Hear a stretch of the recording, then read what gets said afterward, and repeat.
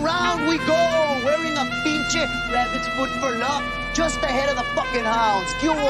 ¡Ah! ¡Qué vida es! ¡Qué loca vida, home!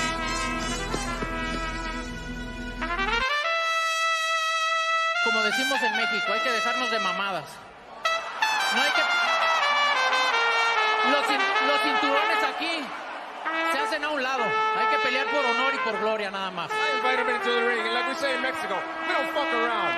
We don't fight for rings and stuff like that. I don't fear anyone. En este deporte no se viene a jugar y no le tengo miedo a nadie. We don't come to play in this sport. I fear no one in this sport.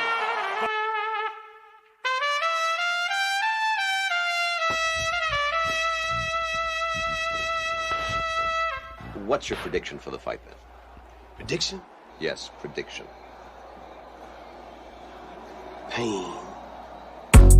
Como decimos en México, hay que dejarnos de mamadas. We come out chased by hounds.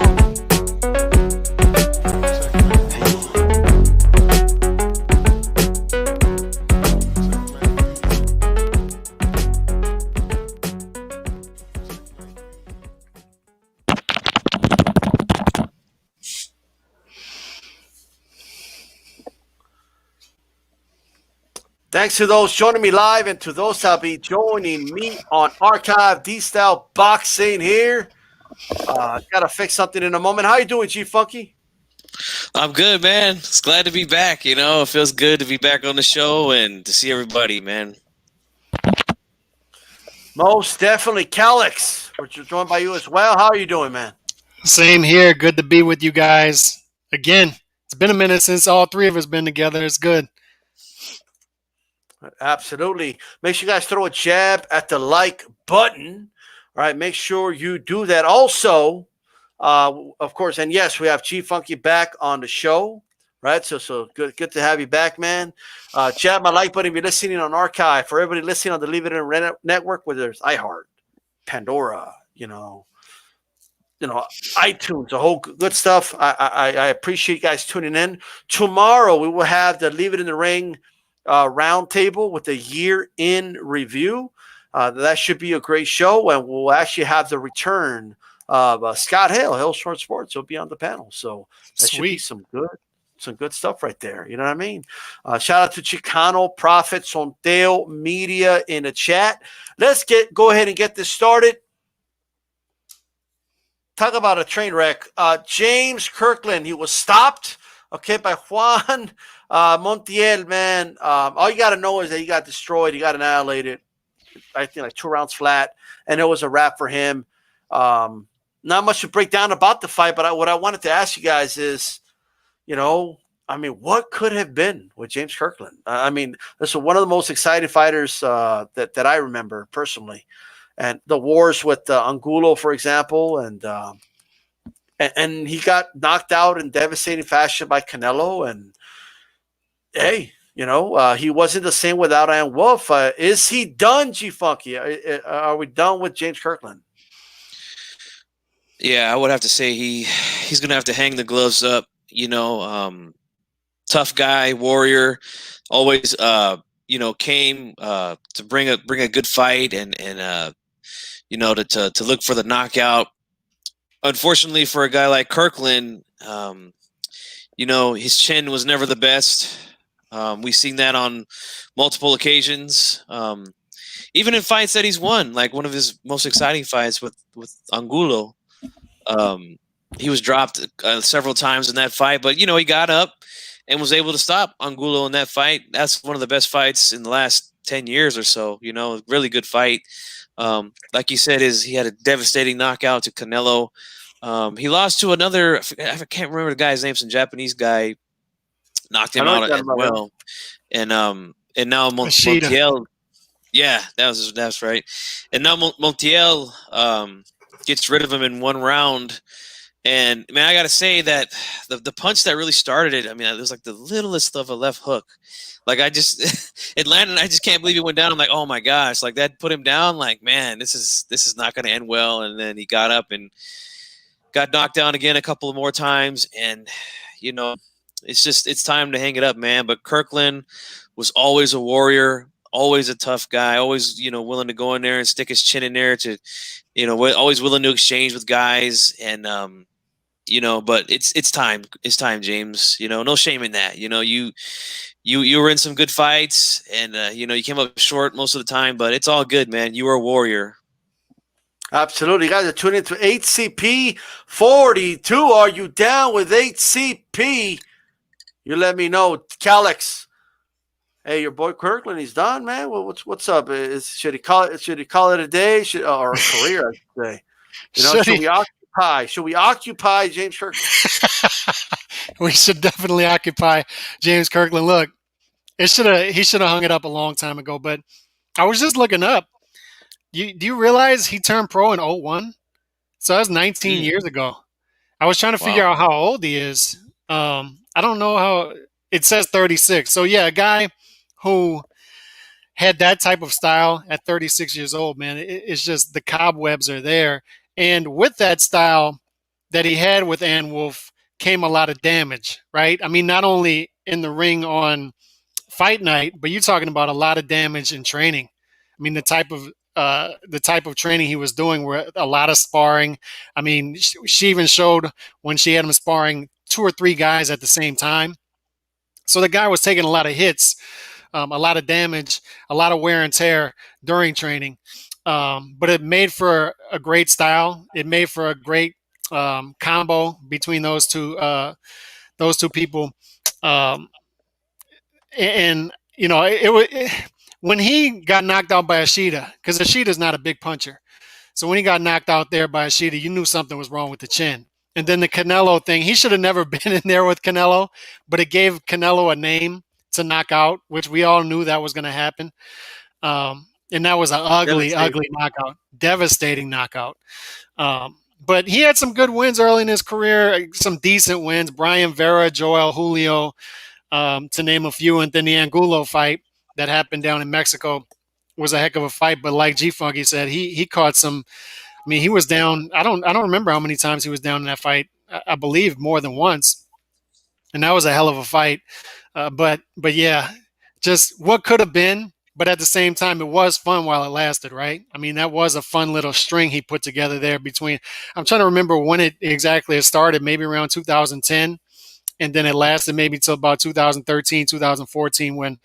It made for some great training videos. It made for some great fights, but it just wasn't meant to last. And he just never was able to get that big win in his career. It was never get that big win in his career. And the one thing, I know you've talked about this before yourself, Calix, but we tend to overrate a lot of trainer and fighter combos. You know what I mean? We tend to overrate those things. Mm-hmm. And what I could say is, hold on, I got like an echo or something here. Give me a second. I think I got it. Okay, I'm good. The one thing I could say is it was not overrated when it comes to Ann Wolf and James Kirkland, right? Those two together really did mesh well. Like they really did mesh well. They had a good chemistry with one another. And Kirkland was just a completely different fighter, right?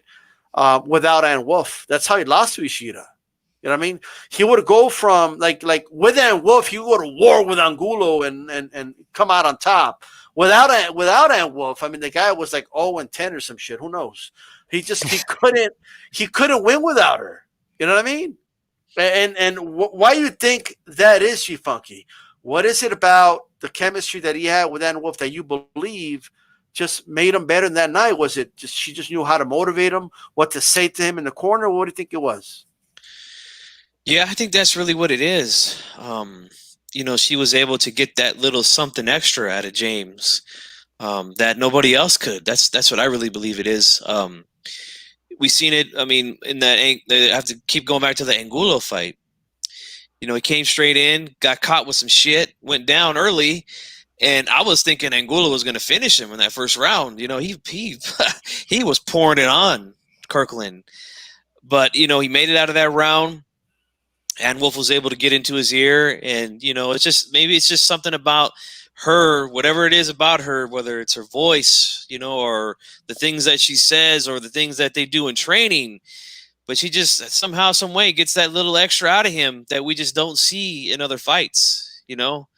So, you know, only they know what kind of chemistry it is, but whatever it was magic for sure, whatever they had, you know, and it's unfortunate they couldn't, you know, be together for his whole career, but, you know, what can you do, you know? And I agree with you. Shout out to the Shoe Shine, right? Part of the Leave It in Red Network. Shout out to you, man. Raw Boxing TV says, we here, fam. Hey, I'm glad to see you here. Calix, what do you think it was? I mean, I'm not talking like he was a little better with Ann. It was like night and day. You know what I mean? Like, what do you think it was about Ann Wolf that he was just a different fighter with her? It was. I'm trying to go back and figure out when did they fall out? Was it before the Ishida fight? Was it after? That was literally the fight. He had the fight with Ishida, I believe, and that was his first fight without Ann Wolf. You know what I mean? And then he got knocked out in the first round, and then he got back with her, and then they didn't put him in there with Angulo to win. You know what I mean? But he did, right? That was a great fight, by the way. But yeah, he couldn't quite get to the mountaintop without her. You know, he couldn't win. Like, he would have devastating upset losses without her. You know, he wouldn't even win his tune-ups. Like that's how bad it was. Yeah, a lot of times these guys decide that they want to go with a bigger trainer, which I feel like is a mistake because it's all about chemistry to a certain point. There's only so much you can learn once you get to a certain point, or change about yourself once you get to a certain point. So if you've been a pro for 10 years and you want to change trainers, I can only think of maybe a handful of guys that's worked for. Miguel Cotto, when he changed trainers, because Miguel Cotto had his uncle and they had a really bad falling out. And towards the end, you saw how little his uncle had to do with him at that point and his success in the ring. And towards the end of his run with his uncle, he started faltering a little bit. So once he got with a Freddie Roach or a more offensive-minded trainer, things started working for him, working better. You saw it in the Sergio Martinez fight. So there are instances when it works. But at the same time, I think at a certain point, that fall, like Timothy Bradley going with when he went with Teddy Atlas, it worked at first, but then you saw it kind of it peaked, it plateaued. So I think there's only so much you can do once you get to a certain point in your career, and teaching an old dog new tricks. And you know, I don't see what you could have done with Kirkland as far as teaching him some new boxing ability. He was a warrior, man. He was a pit bull. He got in there, he did his thing, and he was with the right trainer to give him that, and that was Ann Wolf. And once that fell apart, that was it. That was it. But even if he would have stayed with Ann Wolf, how much longer could he have gone at that pace, I guess is the question, right? I mean, how long can you continue on that pace, that grueling pace? A lot of trainers out there say now that you can do too much sparring, you know, that they want to limit sparring. Right, right. It can. I mean, it depends, of course. You got to find that happy medium, the right amount to get that optimum fighter out of it. You know what I mean? And plus longevity, because sparring, you know, people overlook that when it comes to pugilistic dementia, and a lot of fighters will, like, you know, it wasn't just the fights, because those blows to the head with the headgear on, right? In training, that's damage as well. And I would look, a lot of the sparring of James Kirkland wasn't sparring, right? Like, he would literally go, like, it was almost like unleashing a pit bull on somebody. You know what I mean? And you have to be ready for that. That's you know, I see some footage and I'm like, whoa, I would never spar James Kirkland. And some of the damage James Kirkland was doing to guys in those videos was not good either, right? No. So they were almost like bait dogs, where you would just get a little dog to throw in with a pit bull, and he was just destroying these people. And that's not the way you do it. But that's what got him ready for war, right? Like, it's like I don't think he gets up from the Angulo knockdowns if he doesn't have Ann Wolf in his corner. I just don't. There's no way for me to prove that, but that's what I believe, you know? So, hey, man, and I Some of think these guys sometimes should when not we been do fighting, see, man. sometimes when we do see the improvement, it's because they had a trash trainer, okay, and then they get an actual trainer, and that's when you see the improvement, right? Now, Evangelista but I Cotto. will say, I remember people saying, Pavlik, get rid of Jack Lowe. He only tells you to throw a jab and a 1-2. Okay, but what? So if he got like Mayweather's like senior, was he going to turn Pavlik into this defensive wizard? And was Pavlik going to start landing check hooks all of a sudden? You know, because he Right. never landed check hooks. Okay, because Sergio Mora never called this fight. Okay, not good. This dude calls everything a check hook, bro. It's insane. You know what I mean? But we're gonna go ahead and proceed here. Hey, man, James Kirkland, hang him up, man. I hope you made some investments, and I think that's what all fighters need to know, right? Find your investments, et cetera, right? Now let's go ahead and move on here to De La Hoya says he'll fight Canelo, right? This is per Fight Hub. You guys can check out the interview with them. Gorgruga, Major Key, how are you doing? So I want to talk about that, you know. And then De La Hoya said, "Well, I want the guy that beat him. I want Mayweather." You know what I mean? Chief Funky, do you have any interest in seeing De La Hoya fight Canelo? Number one, and would you be okay with a Mayweather fight?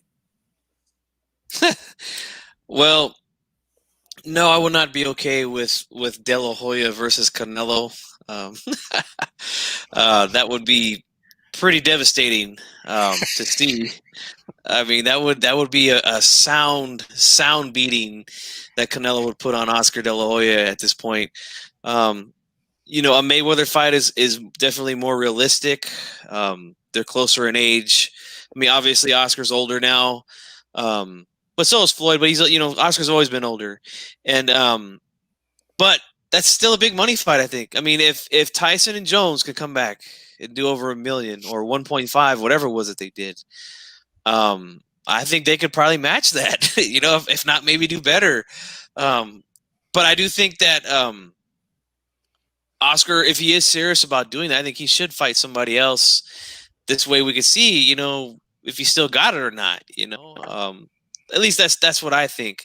But yeah, I wouldn't mind seeing the Mayweather fight again because, you know, like I said, they're both in their 40s now. Canelo, no, that's just no. Oscar, don't even attempt that. It's better than Logan Paul. You know what I mean? I'll take that. Like, at least I could say, well, maybe the lawyer has a shot. Okay, Logan Paul. Might as well just box Calix. Don't you want 20 million? Just like Mayweather, that's what they're doing. Yes. You know what I I'll mean? take it. Would you fight Mayweather for 20 million? Would I? Yeah, I'd fight him I'd fight him for a cool $1 million. Not even that. I think I would go in there and take a punch for maybe 20 grand. No, not taxed. Don't tax me. Now, Great cash. I want to ask you, like Oscar De La Hoya, you know, he's talking about, you know, he was asked by Marcos Villegas, who I like, by the way, you know, Fight Hub, shout out, doing his thing, but that ain't a big fight. Like he made it sound, imagine you guys fought. Everyone's clamoring for that one. Like, no, ain't nobody clamoring for that fight. But hey, would you take it? I mean, do you think De La Hoya at age 50 almost has a shot against Canelo? How old is he, by the way? 40 something? I think he's 48. I think he's going to be 48. Yeah. Right. Okay. No, God, no. I mean, G Funky just hit on it. No, don't do it. Don't do it. No, not that fight. Look, he needs to go on what we're calling now the seniors tour of boxing. With this Roy Jones, Mike Tyson thing, they have something going here. And I think he's realizing what everybody else is realizing, that the dollar signs are there. And he's kind of throwing his name out there, like, I would fight this guy, I would fight that guy. But I think the fights that, first of all, James Kirkland needs to look into that if he wants to continue to fight. Put James Kirkland in there with Logan Paul. let him go to town with Logan Paul or whatever his brother's name is. But I think the fight he really wants, the fight that a lot of people want, is with Conor McGregor, something like that. And an easier fight that would draw attention. But a fight that I would like to see, if they're going to do stuff like this, is bring us back with De La Hoya Trinidad. Give us De La Hoya Trinidad again. You see him right there. He's right Yeah. there with me. Give us Oscar versus Tito. All right. They can do an 8-round fight, so Oscar would clearly win, right? Do it an 8-round fight before. He won the But 12th Oscar round. would. Yeah, but Oscar would go on the bicycle in the 5th round if they did an 8-round fight. Yeah. Dude, I'm still angry about that. I can't believe he did that. Oh my God. But no, He did. but no, Shout out Oscar to- versus Trinidad. There's a lot of fights you can do for Oscar Yes. that would work on the seniors tour. But no. I mean, even Mayweather, Mayweather's still close enough to where to what is he retired now? A couple of years. So I think he would still 42 be. as well. You know, he's older, but I mean, look, at the end of the day, I mean, I don't know what weight they would fight at. You know, middleweight Yeah. maybe. Like I don't know, but I don't know. Like De La Hoya could say you didn't beat me in the rematch if it's an exhibition. You know, hey, nobody won. You know what I mean? But I don't know about that one. But Canelo would literally kill Oscar De La Hoya right now. Yes, he would. Okay? Right? That wouldn't be a fight. Okay, that's not a fight. Nobody wants to see that fight. Okay, De La Hoya, sit your ass down and go fight the seniors over there. That's what Tyson's doing. Go fight your peers. Go box, you know, Trinidad. Okay, go. If it's an 8-round fight, De La Hoya wins easy. Okay, like everybody knows that. Okay, like he's a better boxer than Trinidad. He proved it. Period. But look, he did. I'm sorry, he beat him. Right? I think he did too. Nobody thought before they rendered the decision, like, oh yeah, Trinidad won. Nobody thought that. Everybody knew who won that fight. Okay, right? At the end of the day, but look. Felix Trinidad, De La Hoya, that's a good one. Okay. They'll both probably have love handles. You know what I mean? It's all good. Just wear your T-shirts, you know. Here's another one. Sergio Martinez. Sergio Martinez talking about coming back. He is back. What about Sergio Martinez versus Oscar De La Hoya at 160 pounds? You know, hey, you have a shot. He's a one-legged dude. You know? I agree. Somebody put in the chat that he should fight Chavez Jr. Why not? I'd I'll watch take it. Oscar. I'd take Oscar. I'll take Oscar too. Oscar De La Hoya over Sergio right now? No, over Oh, you guys switched it up on me. Don't Chavez Jr. What if he fought Chavez Sr. at this point? I'm saying don't switch it up on me. Sergio Martinez or like you guys are scared to pick or something. No, Sergio Martinez or Oscar De La Hoya. I would take Maravilla right now just because he's been more active. I would too. I would too. What if the leg goes out? You know what I mean? What if that knee blows out again? That's the only reason Cotto beat him. You know, I'm just saying. I think so too. But I don't know. He seems to be doing okay. I haven't heard no rumblings of any knee problems. So, plus, I don't think he'll have to move as much around for an Oscar De La Hoya. You know, even though that is his style to move around the ring, kind of pot shot and fight like kind of like Roy Jones, use the reflexes and stuff like that, and try to counter you. I just, from what I hear, he's been looking really good, man, and he's been active. So I got to go with the guy who's been putting in the work, man, and that's Maravilla Martinez. As somebody, Raider LA said, Oscar versus Cotto. I would pick Cotto right now. Cotto, my boy. You know what? Oscar might catch Cotto. Like, Cotto's going to get hit. So he's going to get hit with that left hook. No? I think he is. I think he will if that fight happens for sure. Cotto just been at a higher level more recently. You know, that would be Oscar's. Like, Oscar hasn't fought since he got his ass whooped in 2010 against or 9 against Pacquiao. What year was it? 2008, 2009 that Pacquiao whooped his ass. You know, what about Pacquiao in the exhibition? Pacquiao still trying to be middleweight. I mean, welterweight champ. I don't want to alter history, but De La Hoya did say he wanted to fight the winner of Cotto Margarito, and then he ended up like not wanting to fight once Margarito won. Margarito, what about him? Hey, well, Margarito. I mean, he doesn't have an eye. The dude's like this, bro. like Margarito's high small enough. Yeah, but in the exhibition match, things are a little bit looser. He can slip some cement in his gloves, give him an advantage, right? What about Conor McGregor against Oscar De La Hoya, Calix? What do you think? That's the fight he wants. I'm telling you. That's the fight Oscar wants.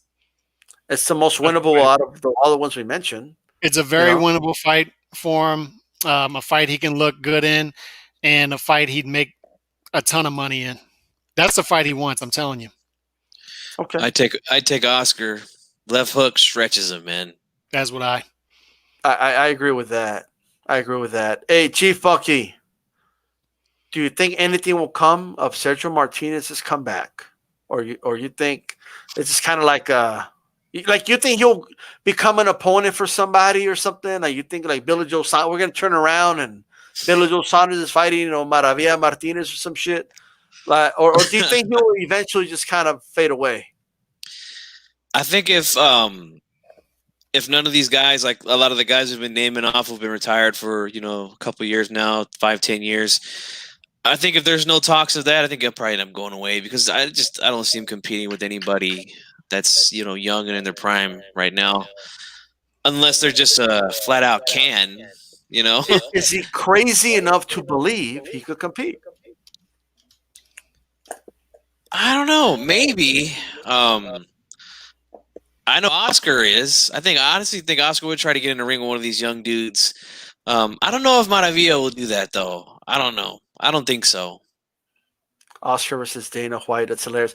Calix, how do you feel about it, man? Like Maravilla Martinez, will anything come off? Like, you think he'll at least reach? Like, you think somebody will fight him defending the championship or something? Yeah, I think he's going to do a couple. From what I was reading, is Caleb Plant going to fight him? Like, what's going on?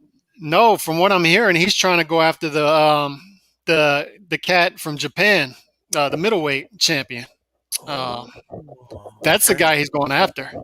So he's going for that championship, and he's staying at middleweight. He's going for the middleweight title.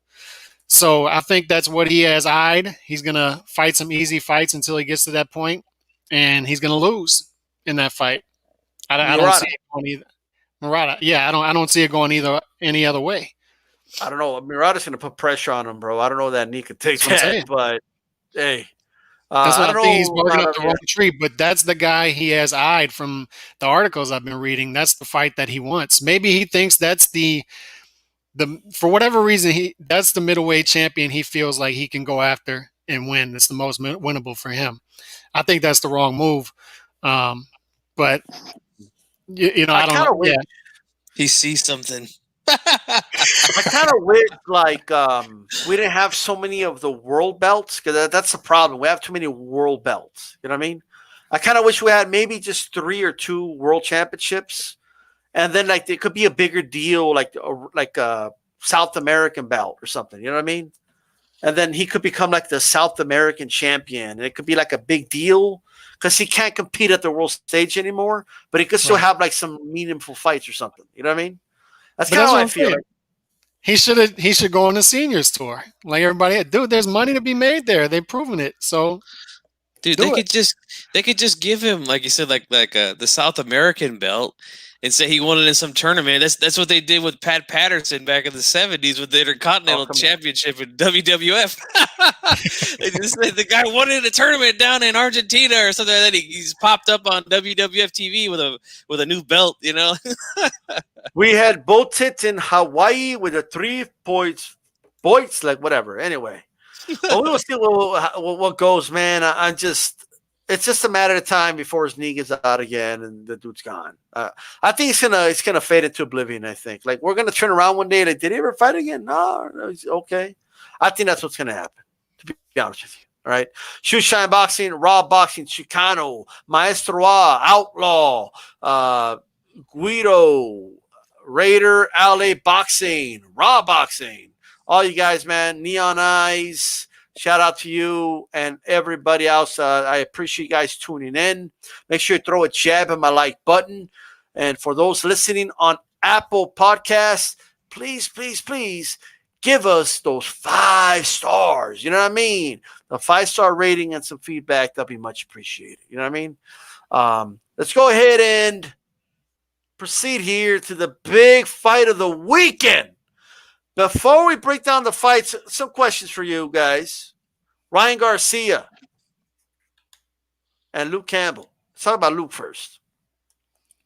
I feel like Luke Campbell's that first-round draft pick guy, the guy that won like the Heisman Trophy. You know what I mean? But he's not panning out right now. He's having a rough year.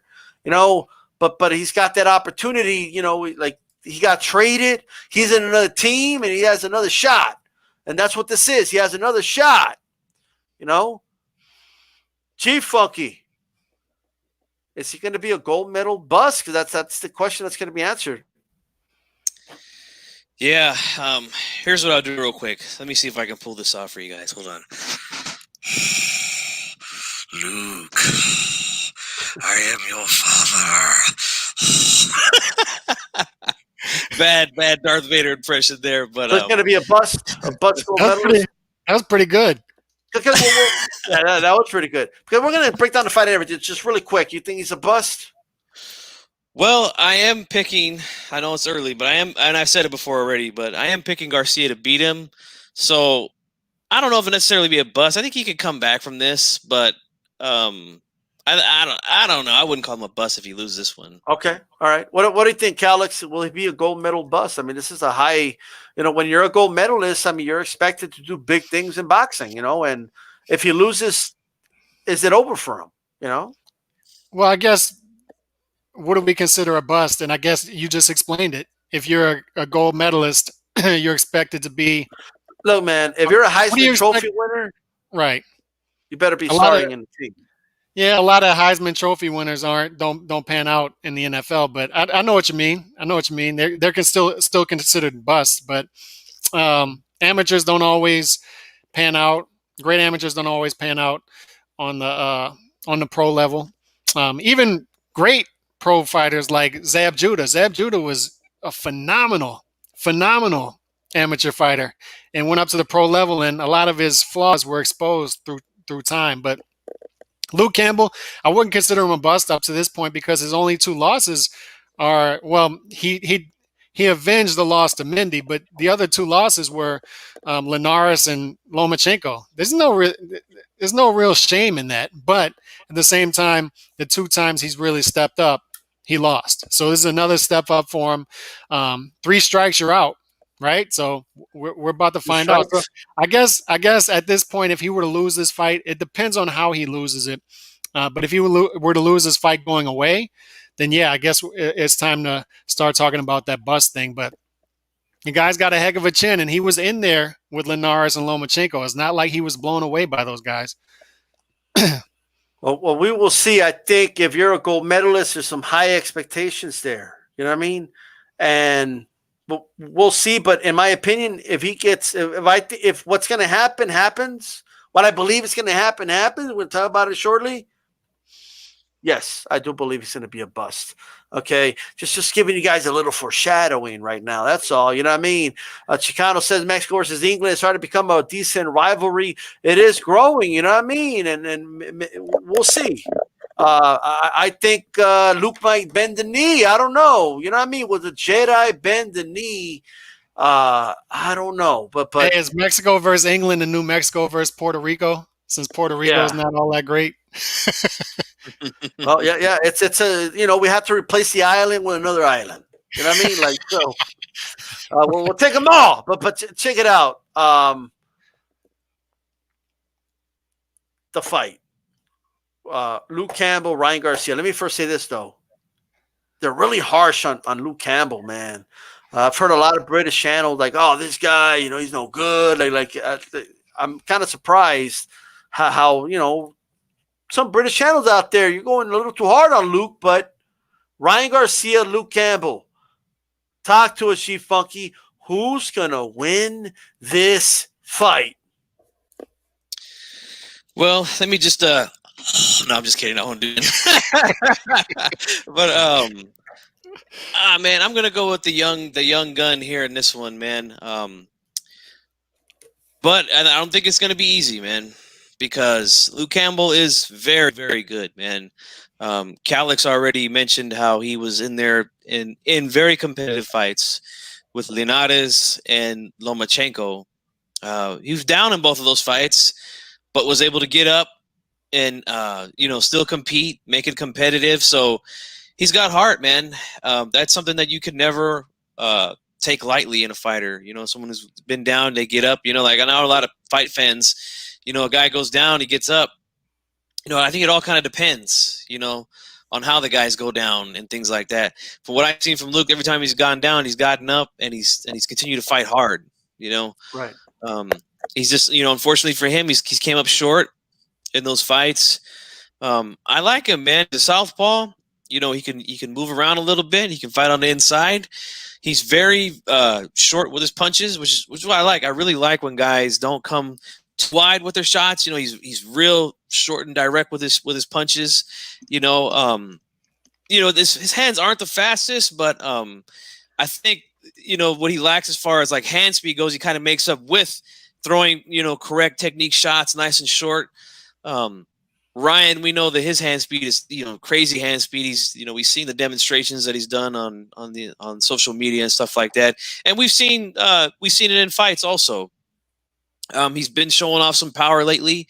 I mean, the Fonseca, that's kind of expected, for him to spark him out. I didn't think he was going to spark him out that quickly, but I did expect him to knock him out. The Duno fight, again, that fight, there was a lot of people saying he was afraid of that dude. There's a lot of people saying that dude was going to knock him out. I was live. I covered that fight live on my channel. I had about 300 people in my chat watching it while I was calling that fight. And let me tell you, there was some serious back and forth from the Duno fans and the Ryan Garcia fans.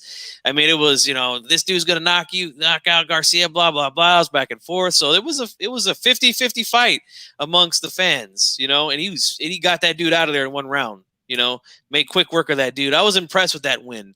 And like I said, the Fonseca fight was just kind of I kind of expected that. But the thing with Garcia, we talked about this a lot also.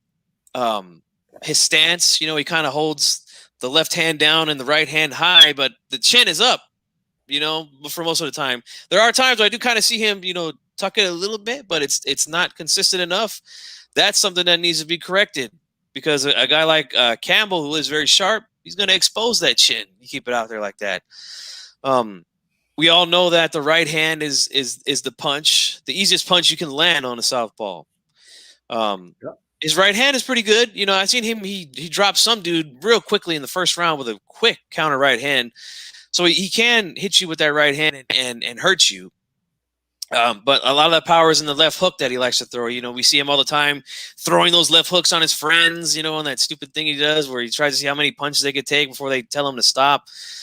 So the big punch is in the left for him, which is a kind of a difficult punch to land on southpaws. But from what I've seen, some guys can land left hooks on southpaws over the top of their jab.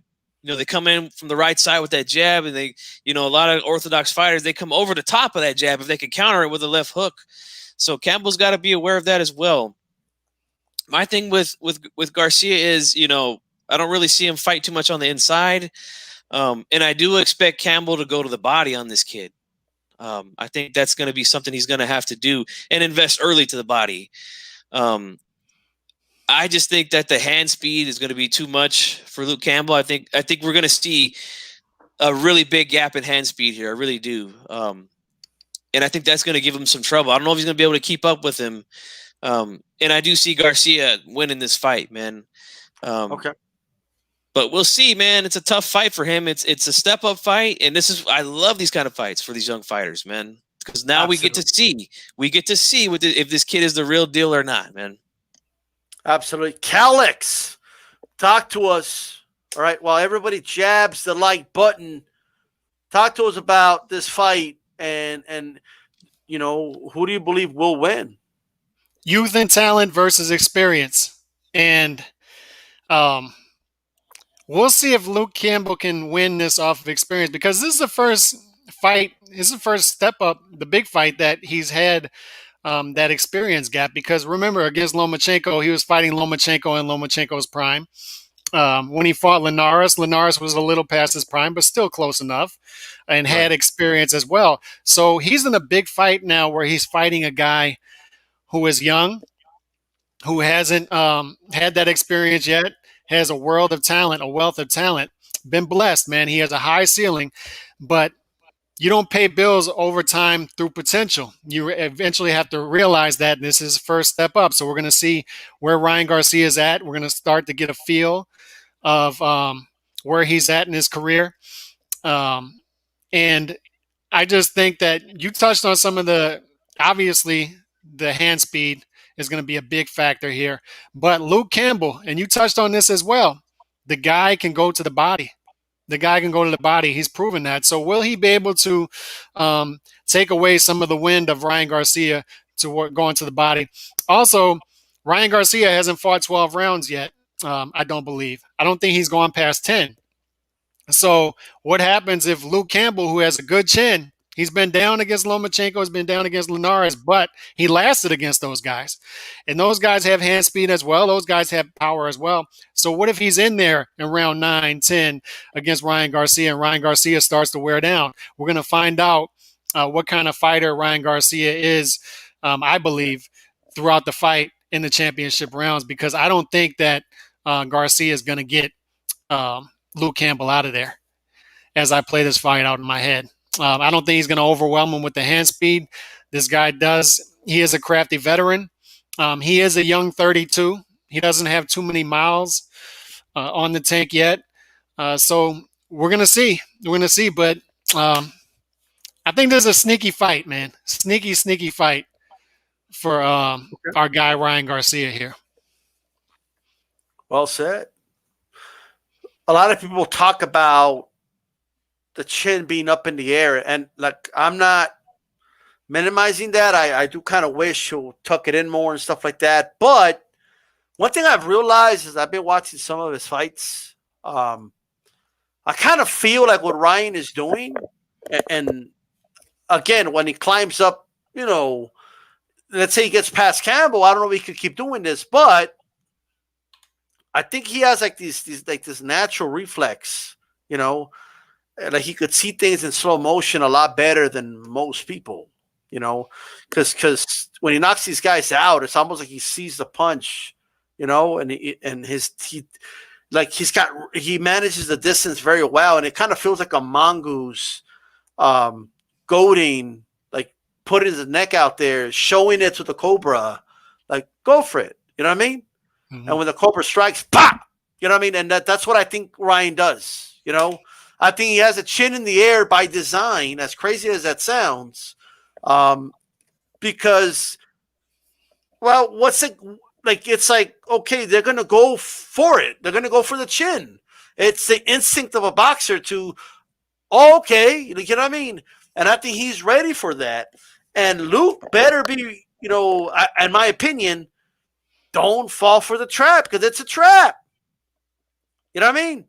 Like at the end of the day, that's what it is, So I think, he's going to have the chin up. And because of that, as weird as it sounds, I think that's going to get Luke Campbell out of his game plan. The usual body work that he does, he's not really going to do it, I don't think, because he's going to be targeting that chin. His muscle memory, his instinct's going to go, let me jab this guy. Let me jab you, let me throw my straight at you. That's what he's going to do, in my opinion. And I do think he's going to go to sleep early. I don't agree with Calix. I think Ryan Garcia is going to get the knockout. That's what I think. That's what D-Style Boxing thinks. Okay. What's the over-under? The over-under is 9.5. 9.5. Take the under. This fight's not going a distance. It ain't. It ain't going a distance, bro. Let me tell you something, right? Hey, I already own my Camaro. I'm going to put that shit on the line for this shit. Let's do it. You know what I mean? No, I'm telling you right now, I think he's going to take the bait, because the bait is there. Like, I've always wondered, like, why is Ryan's shit in the air like that? Like, that's crazy, right? Well, sometimes guys do things by design, and I do believe it's by design.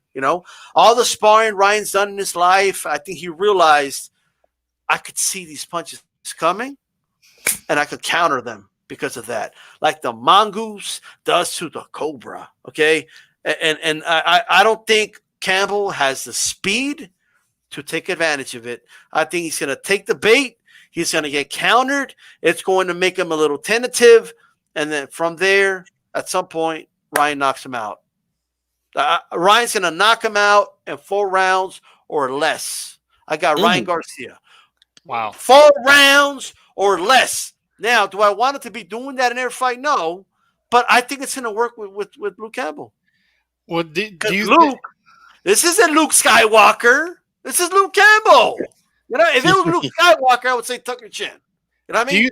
This dude don't got a lightsaber. You're good. Go ahead, Alex. Do you think that's strategic, or do you think it's just him not respecting the power that's coming at him, and he feels like he can do it against the opposition he's been facing since then? And then do you think that will backfire on him, because that could possibly become a habit throughout his career? Of course, it could backfire on him. No doubt about it. If he's going in there against like a Lomachenko or especially a Teofimo Lopez or like a Tank Davis, yeah, you better you better be careful. But dude, let me tell you something, man. Ryan Garcia has the fastest hands in the division, right? He's got a quick snap. Like that first release, it's quick. And Luke Campbell never faced something like that. Ever. He's gonna take the bait. Watch. I do believe it's by design. And of course, not having respect for his opponents or their potentially ability to knock him out, of course, has something to do with it. But that's why he has the confidence to do it, just like a mongoose does, Calix. You think the mongoose respects the cobra when it puts his neck out there? So what's up, cobra? What up? You know what I mean? That's Probably what this not. is, man. I'm telling you right now, it's by design. I criticize him about tucking his chin all the time, right? But somebody just said Inoue. Inoue does the same thing. It's by design. These dudes want their opponents to go for it because that target's not going to be there by the time the punch comes. Okay? It's not. You got to throw the punch to where he's going to be, not where he's at. Like it's from here to here, you're not going to land on Ryan. He's not going to be there anymore, or he's going to beat you to the punch, right? As soon as he sees that shoulder move to throw the punch, pop! Good night, Luke. I wouldn't be surprised if he knocks him out in the first round. I know that sounds crazy, but that type of power, I think it could shock Luke Campbell. Let me ask you guys this. Let's start with you, G. Funky. Do you think Luke has ever felt something like he's going to feel when he gets countered by Ryan Garcia like that, with that combination of speed and power? I don't. No, I don't think so. Not from the guys that I've seen him. Although Linares does have pretty fast hands as well, and Lomachenko too. Right. But we know Lomachenko is more of a volume guy, kind of wear you down. I can tell you this from my experience in fighting and boxing. I always train with friends and my cousin who was an amateur fighter, and I would spar with these guys. I mean, these guys are a lot better than me, a lot faster than me. So I'm in there, and I'm trying to do my thing with these guys. I'm coming forward, and I'm throwing something, and I'm telling you, man, these guys would counter me. Like I just don't see the shit coming, like, and it would hurt so bad, dude. Like the ones you don't see hurt you the most, and I think that's why he's been getting these guys out of there with these one punches, because he's been able to hit them with shots that they just don't expect to get hit with. Those are the ones that always hurt you the most, man. So no, I don't think he's going to be able to, handle that myself. I did pick Ryan by stoppage as well. Not as early as you, D-Style, but I do think he's going to get the job done and stop him. But I think it's going to be a good fight, man. I think the questions that we have about Ryan are going to be answered. Whether we like the answers or not, the answers are going to come Saturday, and I can't wait. Campbell Soup has to go out in full. Okay? He's going to turn him into Campbell Soup. He's going to turn him into a can. Overnight, they're going to be saying, oh, but he was a bum, though. You know what I mean? That's what they're going to say. He was a can. But Calix, any final thoughts you have about this fight specifically before I ask this question? I would say that I think that Campbell has seen stuff like this before with Lomachenko, with Linares, and he has seen the experience of those guys too. Maybe not the hand speed. I wouldn't say Lomachenko and Linares, although very good hand speed, don't have the otherworldly hand speed of Ryan Garcia. However, how much of it is the eye test lying to us? All right, because you can look great and flashy against this opposition throughout a couple of years, but eventually you got to prove it against a guy with a pulse. So what's going to happen here against a guy with experience, both amateur and professional experience? He's been in there with guys. He has a pulse. He can punch back. He's gone rounds. He has a lot of experience, man. So what's going to happen? And I also have a question for you. What punch is going to do it? Because if I see a punch from Garcia that's going to do lights out to Luke Campbell in his fight, it's the straight right. If you watch this guy, if you watch Campbell fight Linares and Lomachenko, it was the straight right that gave him hell in those fights. It wasn't, he isolated the left hands of a lot of his opposition, naturally being a southpaw. He has isolated the left hand. So Ryan Garcia, the left hook, is a big weapon. He could isolate that punch. So to me, if Ryan Garcia changes this fight, if it's one of these punches that you guys say that's going to just be lights out, it's got to be the straight right. And that's possible. It's possible. And it could be possible that he's going to feint with the left hook and throw those straight rights straight up the pipe. Campbell's another guy who lets his hands down when he comes forward. So it's going to be there. It's going to be there. We're going to see how he reacts to the punches early. And if he doesn't react well, you guys are going to be right. And D-Style, you in particular, it could end early. But I just think Luke Campbell's a savvy veteran, and I see this going over the 9.5.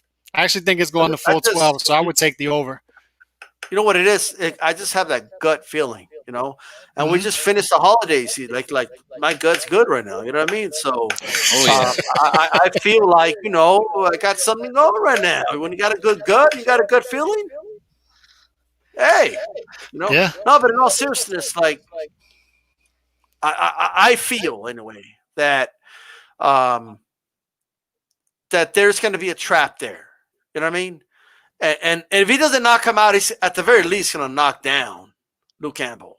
At the very least, he's going to do that early. Like I just don't see any way around it. He's going to get hit, and he will get hit with with the hook. He will. Okay, and he's gonna hook over his jab. Look, Luke Campbell. The one thing to look out for in this fight, while you guys are watching this fight, right? When he rechambers the jab, right? Because if he throws a jab, how long is it going to take Luke Campbell with long arms to bring the jab back, right? That's a lot of time, and that little small window is where the hook needs to come in, and the right. Okay, I think he could two-piece him, to be honest with you, and I think that's going to take him off his game, So, hey, Maestro A is saying that Campbell might get the knockdown. Well, I guess anything could happen, but like what I'm telling you is, it's going to be interesting. All right, so you guys make sure you don't blink. Because Ryan Garcia is going to land a mean punch and put this dude out, in my opinion. I think it's going to happen. The Latin Snakes calling this fight? The check hook? Hey, and that's the next thing I was going to ask you guys. Hey, Chief Bucky, will you take this challenge? Will you take a shot every time Sergio Mora says, check left hook? Let me tell you, boy, I would be borracho before the fight's over if I did that, man. And I want to see this fight. Who's going to take a shot when this dude says check hook? Who's going to take that challenge? Calix, are you down or what? Are you going to do it? Yeah, let's do it. Let's do it. Woo-wee. He said he's going to do it. You're going to be hurting the next day. This guy calls everything a check hook, man. You're going to feel sick the next day, all cruel. You're going to go to the doctor and shit. It's going to be, what the hell happened to your liver? Like, what the fuck? Yeah. Sergio saying check hook is like when Jack Lowe used to say double jab. You knew it was coming. And yeah, it was going to be ugly. Look, this is what he said on a broadcast, okay? I think it was Jacobs landed a hook, like he stepped forward and landed a hook. That's not a check hook, okay? That's like the opposite of a check hook. But this is literally what he said. Oh, look, there's a check hook right there. You see? He landed it, and he's like, he checked him. Like, what? That's not why it's a check hook, dude. What are you talking about? Nothing wrong with being borracho, says Joe Lopez, 40 ounce. We're going to see Okay, a shot of Kool-Aid, says Sonteo. You're going to be diabetic by the end of that fucking shit. Okay? Diabetic coma. Yeah. Like, what happened to this dude? Well, he was taking the shot every time Sergio Mora was saying check hook. You know what I mean? Like, well, no wonder. What happened to this guy? All right? Now, let's talk about this, man. We talked about Luke Campbell, right? It's will he be a gold medal bust, right? And everyone's gonna have different opinions. Some people are gonna be like, hey, even if he loses to Ryan, he can still come back. I don't care about losses in boxing. That's cool, right? But we will see about that. But Ryan Garcia, all right, is he gonna be the next? Like, is he gonna be closer? Like, if you could look to the future, right? 5 years from now, 10 years from now, when we look at Ryan Garcia, right, as another De La Hoya, right? The latest man, multiple divisions, or whatever, right? And big fights, big star in the sport, pay-per-view attraction. Or will Ryan Garcia be, will we look back and say, yeah, that was another Victor Ortiz. You know, Victor Ortiz, he was the guy that they were saying. Like, they were hyping him more than Canelo at one point. Hard to believe, but they were, right? Oh, he's got the looks and the smile, and he's vicious in the ring, and he's the next De La Hoya. Watch, right? What happened? Marcos Maidana went in there in a fight he wasn't supposed to win, right? And what he did, he beat the shit out of Victor Ortiz. He got up out of the canvas and he said, I'm going to take you to a deep, dark place you've never been to, kid, and you're never going to be the same again. And he wasn't, right? Now, I'm not saying it's going to happen to Ryan, even if it does in this fight, but could that happen? I don't know. But let's play this game. Chat, closer to De La Hoya or Victor Ortiz? Let's start with you, G-Funky. What do you think? I don't want to hear I don't know either. You're not allowed to say, I don't know. You got to pick. No, if he wins in the style that I think he could win Saturday, I'll have to say yes. But man, that's tough, man, because Vicious Victor had the look. He was looking like he was going to be the next big thing, and then next thing you know, like you said, Maidana took him to that dark room he couldn't find his way out of. And then he's at the end of the fight, he's saying, I don't know, man. I don't like getting beat up like this. Or he said something like that, and I'm like, the first thing I thought in my head, I was like, well, you better stop fighting then, bro. Like, this is not a game. Like, I don't know what you thought this was, but, you're going to get hit, around this motherfucker. So you better get your act together, man, if you want to continue to fight. But I would say you'd probably be closer to De La Hoya than Victor Ortiz. That's what I'm going to say. Okay, all right. Calix, now I understand.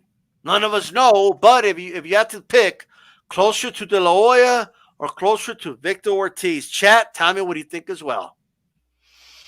I would say like right smack dab in the middle, if I could say that. Because I don't think people forget how humongous De La Hoya was in his prime, right? That was a safe answer. Go ahead. But look, De La Hoya came out as a gold medalist, legit gold medalist. What was that, 92 Olympics, and just burst onto the scene. And he was the biggest thing going. Like, the women loved him. The dudes wanted to be like him, even though at the time they didn't want to say so. A lot of them didn't want to say so. But and he went in there with killers. He fought all the big names of his era. Right? I mean, some of them passed their prime, obviously. Chavez passed his prime. But he fought the biggest names of his era throughout his career, and was a megastar. I mean, transcended the sport. Brought a ton of new boxing fans under the tent. So for me to say a guy who's at 135 pounds right now who hasn't fought a big fight yet can be an Oscar De La Hoya, it's just too early to say anything close to that. So I can't say he's going to be the next Oscar De La Hoya at this point in his career. But I think he has more of a head on his shoulders and more of a killer instinct, it seems like. And he wants to fight. He wants to fight. And Victor Ortiz, you saw it as soon as the Marcos Maidana fight. He didn't want to be in there anymore. He just didn't. He just fought, to me, it looked like to me, to continue to get the paychecks. And I mean, he was in Expendables and stuff like that. He was just there for the paychecks and to keep his name out there. And the Marcos Maidana fight was ugly, and that was the beginning of the end. He put together 3 or 4 wins after that, but then he lost like 4 out of 6, 5 out of 7, something like that.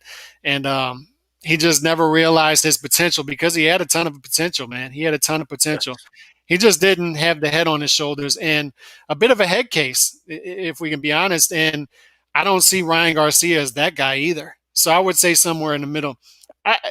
Dude, Oscar, people forget because the dude wore fishnets and he says a lot of crazy stuff and he went on some coke benders that they forget who Oscar was, right? And yeah, maybe he came up short in a lot of his big fights, but you could argue he beat Trinidad. You could argue he won the 2 Mosley fights. They were both close. He beat Icorte. He beat Chavez twice. So he has some big wins as well.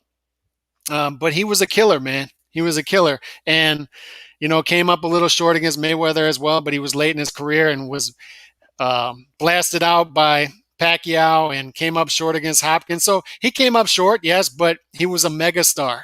He was a megastar. And to me, he lived up to his potential.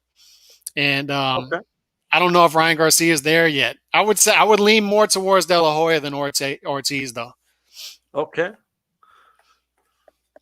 Look, I would have to say that it's actually more likely that he ends up like Ortiz and De La Hoya. I'm not saying he will, but because will he be that big star like that? I don't know, right? I do believe he's going to be Nate Campbell. I do believe he's going to be a world champion and all that, but I'm kind of with you, Calix. I think he'll be somewhere in the middle. But my concern with Ryan is it's not even a concern, but just the red flags. The red flags. The red flag is the following, and what I don't know is, how I talked about Maidana taking Ortiz to that deep, dark place?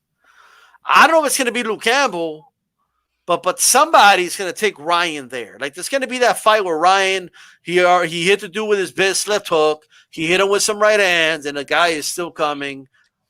And we're in the middle of the 8th, 10th round, whatever. He goes back to that corner, and he's like, man, do I need this in my life? Do I want to keep doing this? I'm a celebrity on Twitter now and Instagram, and I'm doing videos that get 1 million views with models. Like, I could just do that for a living. Like, do I want to get punched in the face? We don't know the answers to that until it happens, right? So I have some reservations about that. I don't know how he's going to. I just don't think Luke Campbell's that guy. Like, put him in there with Teofimo Lopez, though. Gets a little different. You know what I mean? Even a Lomachenko, it gets a little different now. You know what I mean? If you put him in there with Tank Davis, who knows, right? So that's all I have to say about that. I think I hope the kid's a big star, though. You know what I mean? I do. Yeah. But I'm still bigger on other prospects, though. Like I'm bigger on Virgil Ortiz. I think Virgil's going to be around. He's a real deal, and he's going to be around for a while. Ryan, I don't know. We will see, though. We will see. You know what I mean? He does have Reynoso. He's surrounded himself with winners, right? He's with Neri over there, and he's got Canelo over there. Like, he's like who you associate yourself with can influence you. You know what I mean? So we'll see. All right. But with that said, what's assuming Ryan wins? So we all have him winning, right? Assuming he wins, what should he do next, you funky? What would you like to see? Because he said the dude came out and he said, Theo hasn't done anything yet. I'd rather fight Tank. What do you make of that? But he's the lightweight champion of the world, bro. But what do you think? Well, saying that Teofimo hasn't done nothing, he's just flat out lying.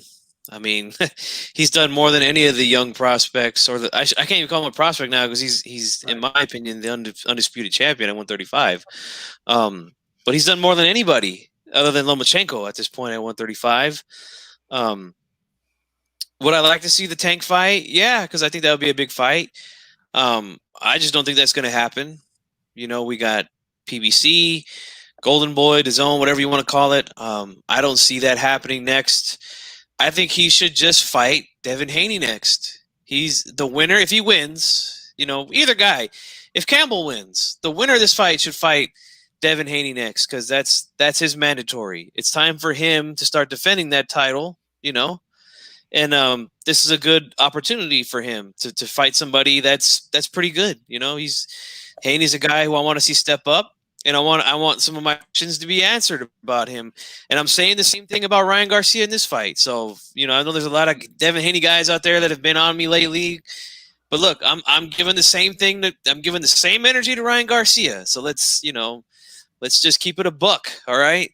I would rather see him fulfill that obligation as a mandatory to fight Devin Haney. Plus, it's easier to make. They're both on DAZN. And Fortuna is another guy out there who's supposed to be the mandatory as well. So there's some good fights there, man. But I would rather see him. Haney, those are two guys right there. Yeah, I'd rather see him fight Devin Haney though as a mandatory for the WBC belt that he has. What about the Tank fight? If he really wants that fight, if they make it happen, I think that's going to be a pay-per-view fight, of course. They're going to put it on. I mean, if they put Leo Santa Cruz on pay-per-view, there's no doubt this fight's going to be on pay-per-view. I mean, if they make it, it'll be a big event. But I'd much rather see him fight Devin Haney at this point. I'm the type of guy that he's the mandatory, so that's what I want to see. I mean, Tank has the WBA regular, but he just fought his last fight at 130, so I don't even know if he's gonna be fighting at 135. I mean, he might move up to 135 for this fight because it's a big money fight, but I think that the chances of that happening are slim, and it's much easier to make the Haney fight. Okay. Calix, so episode 498 of Belts Gone Wild. So Ryan Garcia will be the interim WBC champion.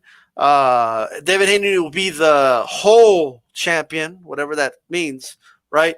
The franchise champion is Teofimo Lopez. That's 3 champions in the WBC alone.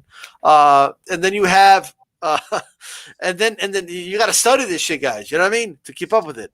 And then Tank Davis is WBA regular champion. Okay, and then Teofimo Lopez has all the other belts. But I think there's a WBA interim that I'm forgetting. Is it Mario Barrios? Is that who it is?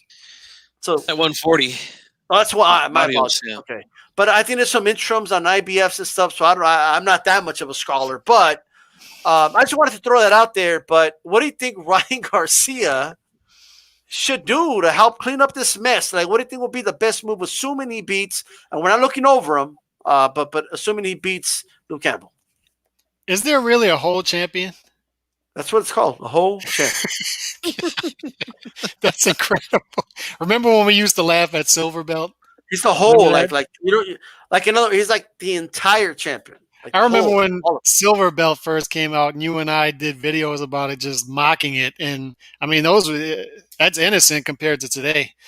But no, I would agree completely with the Devin Haney fight, because those guys have been chirping back and forth for, what is it, a year now?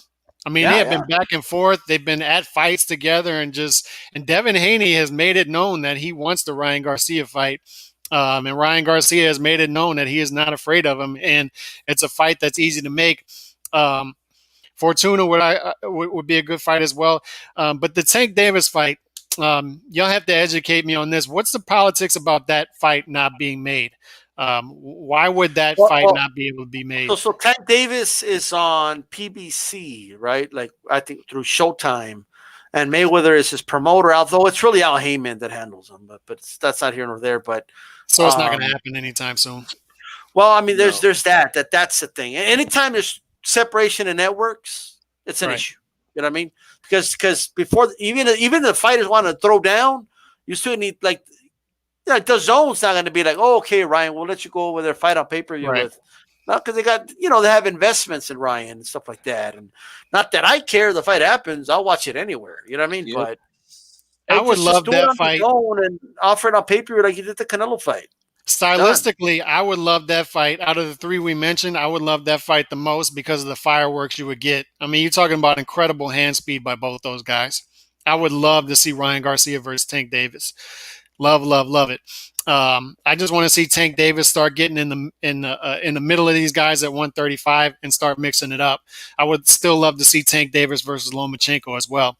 But a lot of guys can mix it up here. But the no-brainer, the fight that needs to be made if he gets past this fight would be the fight with Devin Haney, because those guys have been chirping back and forth for a year. It's bad blood. You can easily build that fight, and you can easily make that fight. Just make the fight if he gets past this fight. And we're gonna find out this weekend, man. If he's the real deal, we're gonna start to find out this weekend, and if he's ready for a fight like that. Because if he is in a majority decision type fight here, they're gonna pull back. They're going to pull back and say, let's give him some easier touches in 2021. But if he waltzes through this fight and sparks him out, then Devin Haney, as soon as you grab that microphone, call out Devin Haney and say, I want it. I want that fight.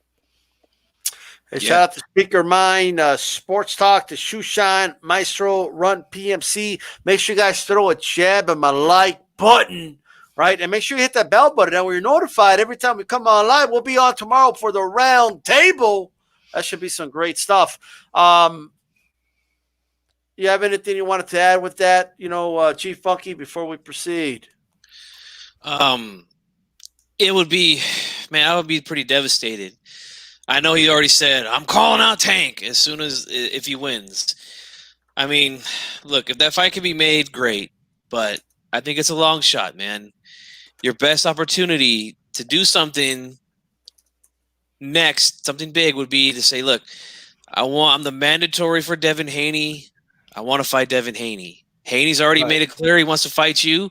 He was at your last fight after you knocked out Fonseca. Let's do it, man. There should be no excuses now, man. Both guys are on the zone.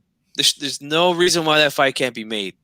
So they're both like on the zone, like focused, like in the zone. But we're talking about Dazin. Yeah. There should be no issue. There should be nothing here, nothing about promotional, blah blah blah. Get it done, man. Bottom line. Man, Raleigh Romero's just getting gift decisions. All he's doing. Okay, yeah. But shout out to him, I guess. D-Lo 404 Boxing, how are you doing, man? Shout out to everybody. Let's go ahead and proceed here to the biggest story of the day, baby. Adrian Broner, you know what I mean? He's back. I heard this morning, I swear to God, I started hearing like the Rocky theme music. And I'm like, what the hell is that? Like in the distance, though. You know what I mean? I was hearing it. I turned on the news. It's like, oh, it's coming from Florida. Like what? Like it's kind of local sports, like training. Like no, it's Adrian Broner. Oh, Adrian Broner. And so Adrian Broner, he's working hard. You know what I mean? He's chopping wood. He's hitting heavy bags. He's running 6.5 miles. Right? He's focused. He's ready. Adrian Broner's on the comeback. 140, 147. Or catch weight in between. Be ready. Be on notice, okay? Because Adrian Broner is a problem. You know how I know that? That's his nickname. Calix, are you sold? Yeah, I want to see Broner come back. Now, it depends on what you call sold. If you're asking me if I'm sold, if he can be a champion, like a legit champion, no, absolutely not. As you know, I've always had my I've always had my question marks when it comes to Adrian Broner since the Paulie Malignaggi fight. And even before that, there were red flags everywhere. But I love watching this guy fight because he does fight the best guys available to him. He has done that through his career, at least for the most part.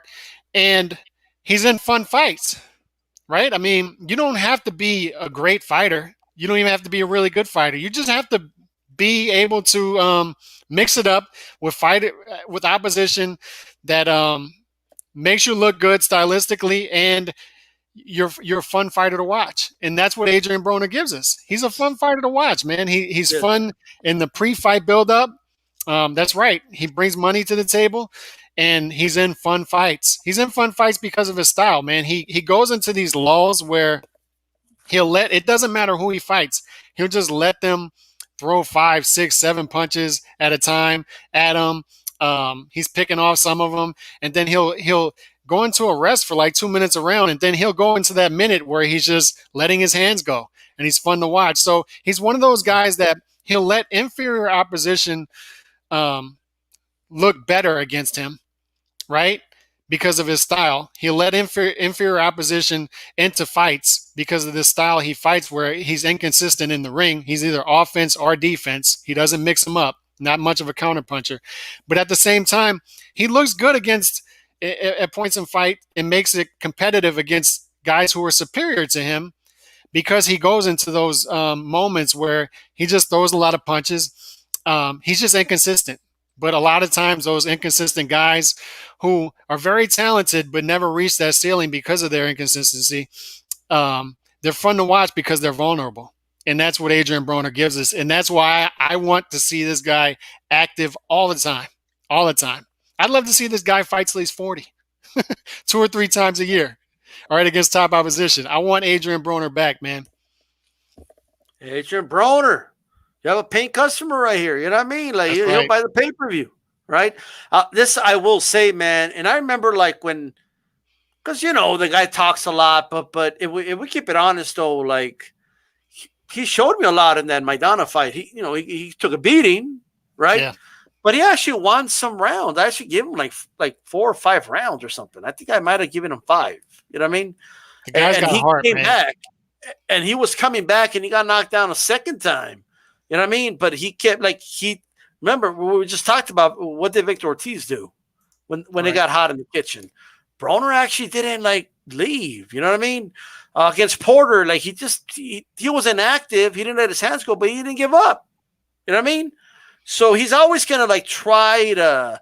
Although in the Pacquiao fight, he kind of checked out a little bit in that fight. We'll keep it honest, but right. I don't know if he was out of shape or he just felt like I just can't get to this dude or what, but he checked out after in the late round sometime. But remember the Porter fight when Porter was outclassing him until that 12th round and Broner got him down a hellacious shot. Yeah. He knocked him down with a very beautiful hook, right? It was a hook. It was a left hook.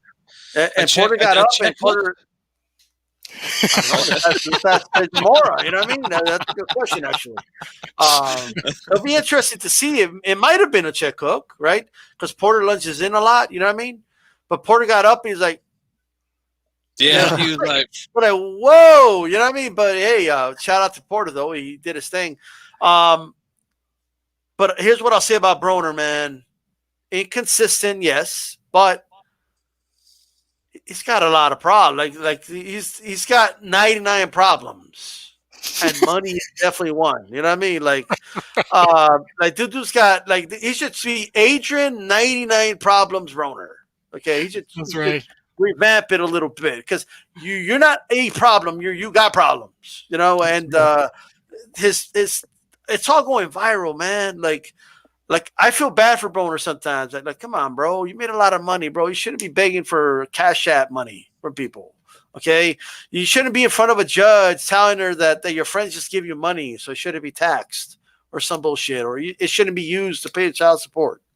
He's got 7 kids, D-style. And I'm not joking about that. He has a lot of kids, and those motivation, child support. You need that money. That's he's going to be fighting for a long time. Yeah. Adrian Broner, at least for 1 or 2 fights, going to come back and be a problem. I actually do believe that because of everything going on, right? Adrian court cases Broner, Sisontel. Wow. Look, AB Floyd Porter, best recent success is shoe shine. Absolutely. AB about problems. Yes. Okay. But, man, all the puns are amazing. But, Chief Funky, talk to us. Will, first of all, do you agree with me that he'll have 1 or 2 great fights? Do you think he has it in him? All that child support and all that good stuff? But, and just a general question, man. You think Broner's, are you taking him serious? Rocky music and all? Dun, dun, dun, dun, dun, dun, dun, dun, dun, dun, dun, dun. Adrien! You know what I mean? Adrian! All that good stuff, what's up? Oh man, I'm gonna have to say no right now. I always look at things like from a betting perspective because I like to drop some money every now and then on something. The odds aren't in his favor. He's been a letdown for quite some time now. I didn't always think this way about him. I remember I used to defend him against a lot of casual fans, like back when he was first starting to become popular. Mayweather was the guy, so Mayweather had a lot of fans, and I remember there's about five or six guys that I worked with that were big Floyd Mayweather fans, and that was all they knew. And then when Broner would fight, the first thing they do is talk shit about him. You're like, this guy thinks he's Mayweather, and I was like, man, just take it easy. Like he's still young, he's got a lot of time. We don't know, and he was looking like he was on his way. I'm not gonna lie. Now he had a close fight with Ponce de Leon at that time, and then to me, I was looking like I was really starting to say, okay, this guy could be the real deal. The way that he beat DeMarco, that was impressive. The way that he beat Antonio DeMarco, and I was like, man, he could be like Mayweather soon, And then we started to see these bad habits, Once he moved up to 147 and he fought Malignaggi, then I was like, I don't know, man. Maybe he's not the same guy at 147 as he was, in the lower weight classes. He did end up winning that fight. I thought that was a really close fight, though. Really close fight. And then his next fight is with Chino Maidana. We saw what happened there, and it was just kind of all downhill from that point. But if I was to put some money on him, I would have to say no. I don't think so. But I do hope success for him. Because I didn't realize he had 7 kids till Calix said that. That's a lot. That's a lot of mouths to feed, man. Or does he really have 7 kids? I don't know. I threw that out there, but last I saw a couple of years ago, it was up to 5, and I thought I heard about him having 1 or 2 more. So somebody in the chat can fact check me there. But I know it's a lot. I know it's a lot. Ryan's already at 3, so like it looks like he's catching up. You know what I mean? But yeah, that's a lot of mouths to feed, man. Even with the money he's made in his career. So I hope he can put it together. And I just think he should be very selective with what he does. Now, if they throw him in there, like from what we've been hearing, maybe a pro race, like I think that's all bad. Yeah. I think he gets beat up pretty badly, and then people are going to say, well, I don't ever want to see this guy again. So I think he should be very selective with what he does. And if he could keep himself in shape and stay consistent, then maybe we could see him in there with a big fight, man. I hope the best for him, man. But if I'm to put some money down on it, I would say no. Okay. All right. Let me tell you something, man. I think it's in it, like somebody just said it, right? Broner versus Mario Barrios. I think he beats Mario Barrios. No offense to Mario Barrios, but he looks like a very beatable fighter for Adrian Broner. Now, obviously, if Broner doesn't take it serious, you never know, but I just don't see Broner making 140. I think he's got to make a living at 147, right? I mean, I don't see him being consistently. I mean, he's notoriously had problems with his weight throughout his career, so I just don't see him getting down to 140. I think he's going to be a 147 fighter. One of the fights that somebody in the chat threw out was Amir Khan. That would be a good fight for him because he could spark Amir Khan out. He would win that fight. But I don't know if Amir Khan's still active. I mean, when's the last time Amir Khan fought? I actually think Amir Khan's a bad matchup for Broner. You think it would beat Broner? He handled Alexander pretty easily. He handled a lot of guys pretty easily. Broner has top. I think volume punchers give Broner some problems, man. Like we saw with Pacquiao. Even a little bit with Malignaggi, like he's like you said, Calix, he can't do both things at the same time. Like he's either defending, and he does it pretty well, or he's either trying to do his offense. Right. He can't go from one to the other. So the one thing like Pacquiao figured out was if I just throw 1, 2, 3 at him, he'll do his thing. But Broner can't process anything up beyond like 3rd, 4th punch. You know what I mean? It's too much at that point. It overwhelms him a little bit, which is why he goes 100% defensive mode, right? Yeah. All Malignaggi was doing was throwing volume at him, and that's Malignaggi. You know what I mean? Yep. That's all he was doing. He was just throwing volume at him. and Broner and he kept throwing to the body and make Broner block the body shots. He keep his guard low, and then he would go up top on Broner, and then that's what he did, and that's what Maidana did, right? He went straight at Broner and didn't let him breathe and just kept throwing punches at him from all odd angles and all that shit, right? But that's all he kept doing. And when it would get close, boom, just go to the body. It would lock up Broner downstairs, right? Started throwing big monster shots to the body, knowing Broner was going to block him, and then he feinted to the body and then went upstairs. I mean, that's what he did. You know what I mean? So look, even Mikey was able to do a pretty good job of applying some pressure, and he's not really known as a pressure fighter, Yeah, all Mikey would do at times was just kind of circle the ring. You know what I mean? He just circled the ring around Broner, and he would just kind of jab, cross. You know what I mean? And then back up again, and then just circle again, and just throw another comment. And he would mix up the combinations a little bit, so they didn't become like a pattern. And that's all he did to Broner. He didn't do anything crazy to him. He just kind of kept it basic, but with more volume than usual. And I think that alone will win you a lot of rounds against Broner. Now, which brings me to this one more topic, okay? Sticking to Broner, because I've heard this a lot on YouTube over the years, and it's a pet peeve of mine. It's not just with Broner, it's with a lot of guys, okay? The whole, if he only let his hands go, right? Fighters don't make a decision to throw the hands or not, okay? If a fighter feels like I could land 10 straight punches, he's going to throw 10 straight punches, okay? That's what he's going to do, right? And I think what people get messed up is, why doesn't Broner throw his hands more? Like people ask themselves these questions as if it's that difficult of an answer. I got a really simple answer for you, okay? You guys ready for this? He couldn't, okay? Because if he opened up against Pacquiao, he would have been lit up. Okay, if he started opening up against Maidana and got knocked down again. Okay, when you open up, you're gonna get hit more. It wasn't like if all you had to do was throw more punches and I win, he would have done it. Okay, if somebody tells me in the corner, hey, just let your hands go and you win, and I know that for a fact, I'm just gonna do it, right? But no, in this world, right? Every action has an equal and opposite reaction, okay? If he starts throwing more, guess what? The heat's going to come back. And Broner just wasn't capable, okay, of opening up more. Like people keep saying, and it's just not true. If he let his hands go, he would have beat Pacquiao. No, that's not true. Pacquiao had trouble with counterpunchers. Mayweather didn't throw a lot. Marquez didn't throw as much as he did in the Katsides fights, okay, against Pacquiao. He would wait on Pacquiao, and then he would flirt with him at times. But Pacquiao's output would actually drop against counterpunchers. Why? Because he had to be careful about the punches he threw, right? There is a reaction to that.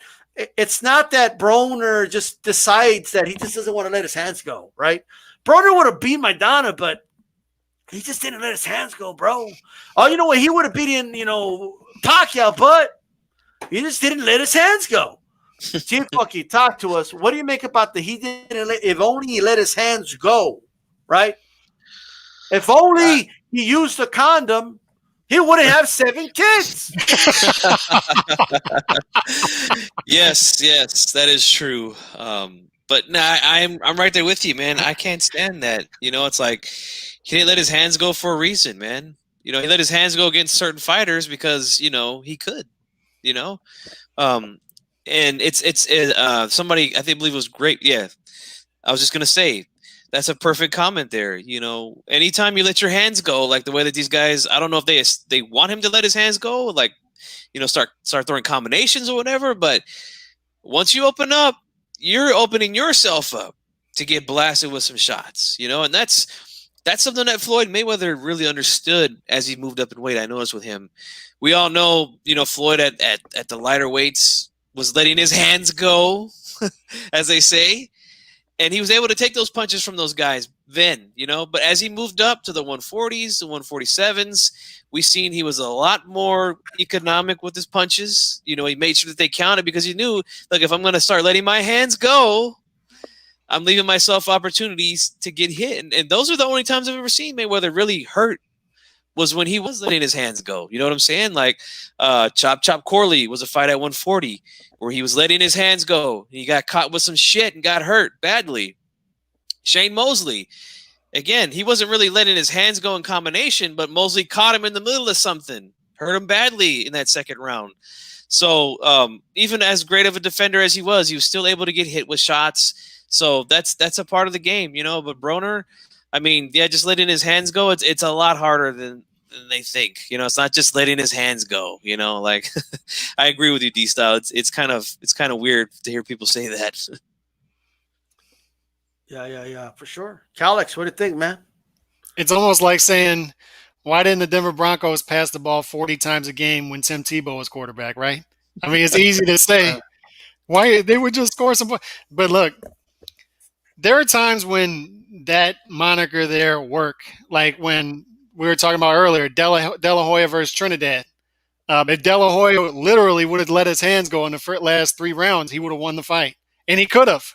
That's the thing. Like certain guys, it works for because they could have done it. In that case, it works. But look at Jermaine Taylor. Jermaine Taylor beat Bernard Hopkins arguably twice by literally just letting his hands go.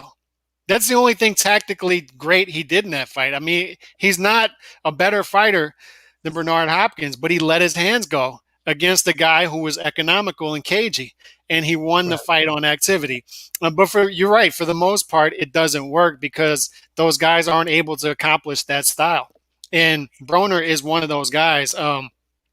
If he's not willing to let his hands go against Paulie Malignaggi, he's not going to be willing to let his hands go against Marcos Maidana. That's for sure, because Malignaggi isn't bringing anything to the table that's going to hurt Broner as far as punching power, and he still was not willing to let his hands go more. He's just an economical fighter, inconsistent fighter who's going to throw 30 to 40 punches per round, and he's going to throw them in spurts. He's going to go a minute and a half with throwing 1 or 2 punches, kind of like Lomachenko did against Teofimo Lopez. And that another one. That's exactly what you're speaking to. Is Lomachenko wasn't letting his hands go in the first 7 rounds because he did not like what was coming back at him. So it's easy to say that to sell out. I believe if he let his hands go earlier, the fight would have ended earlier. He would have actually used that pillow. You know what I mean? Right. He should have sold out earlier, but he wasn't willing to do that because he knew he would have probably paid a price later on. But I want to throw this out to you guys, if I can. There was a time, like if fighters are stocks, like if you're looking at fighters like stocks in the stock market, there was a time, and I've spoken on this before, and I want to do a video on this as well in the future, is Adrian Broner and Terrence Crawford were pretty much coming up at around the same time. And remember, Adrian Broner was in top 10 pound for pound lists, was the guy being hyped up. And then you had another guy. Yeah, you had another guy coming up at the same time named Terrence Crawford, who wasn't being spoken of as much as Adrian Broner. Adrian Broner was supposed to be the heir to the Floyd Mayweather throne, and Terrence Crawford wasn't even in that mix. So it's just amazing to me how even the boxing experts can miss something that glaringly obvious, that Terrence Crawford was the guy we should have been watching the whole time instead of Adrian Broner, a guy with red flags and some clear and obvious deficiencies in his game. Now, we could say Terrence Crawford has obviously overachieved as far as his talent level. Now, we don't know. It's the eye test once again. Terrence Crawford hasn't had a big fight yet in his career still. And it's a shame because the other guys on the other side of the street aren't willing to fight him at the PBC. And we've spoken on that as well.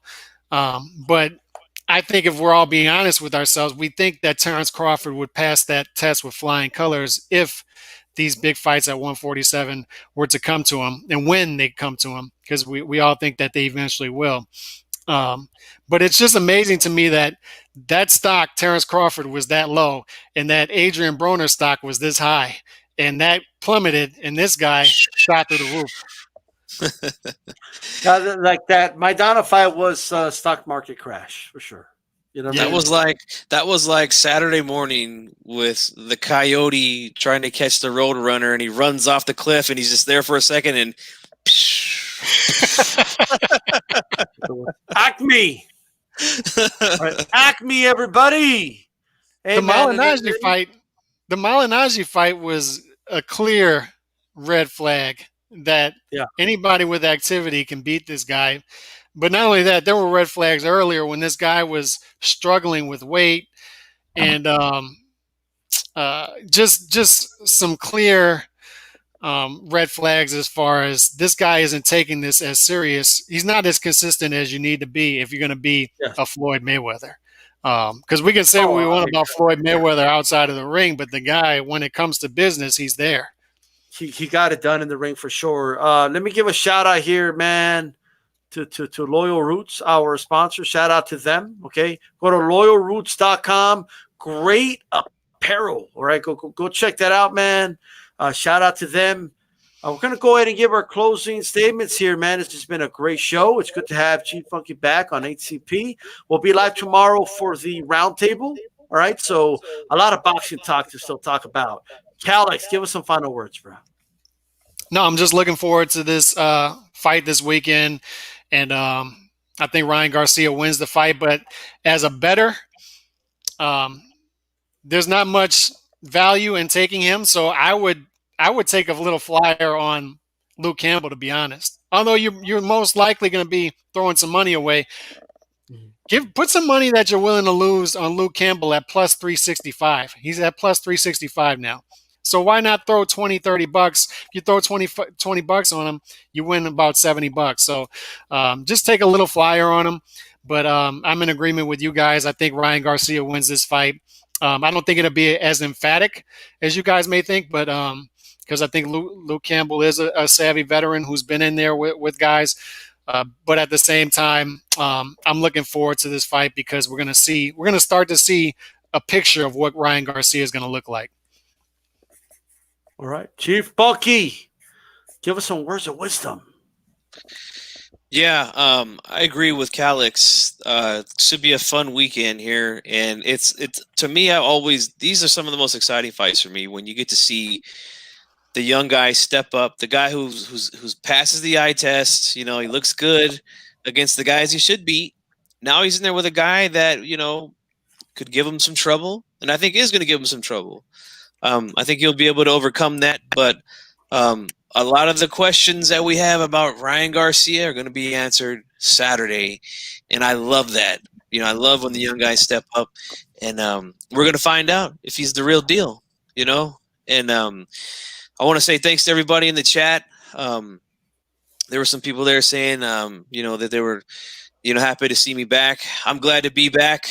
I'm in good spirits, getting better, and thank you guys for the kind words. I appreciate it. And make sure you guys come tomorrow for the roundtable. It should be fire, man. HCP, let's go, baby. That's right. It's gonna be a hell of a show, and just don't drink water while Scott Hill's talking. You know what I mean? Like, sip the water when I'm talking. Somebody else is talking. You know what I mean? Like, chat my like button. Look at this. Look at this. We're at 48. Like, I got two dudes at least withholding that like. You know what I mean? Somebody like disliked it. That's cool. But yeah, I don't know what there is to dislike. I blame G-Funky, I guess. You know what I mean? Might be me. Maybe, yeah, there you go. You know what I mean? But this has been the 42nd edition of Hispanics Causing Panic. You can always listen to us on podcast form, when you're at work, whatnot, on the archive with those earbuds while you're working, while you're driving, all that good stuff. Listen to us on iTunes, Apple Podcasts, iHeart, all that. It's in the Leave It in the Ring network. We got a big year, 2021. All I got to say is you ain't seen nothing yet. I could promise you that right now. Okay, some of the stuff we got coming. Okay, and you guys eating pizza tomorrow? Nah, I'm good. But that's the question of the day. Hey, G Funky. Are you down What's with up? HCP? You know me. That's right. We're out of here, guys. This is D-Style Boxing. Keep it boxing.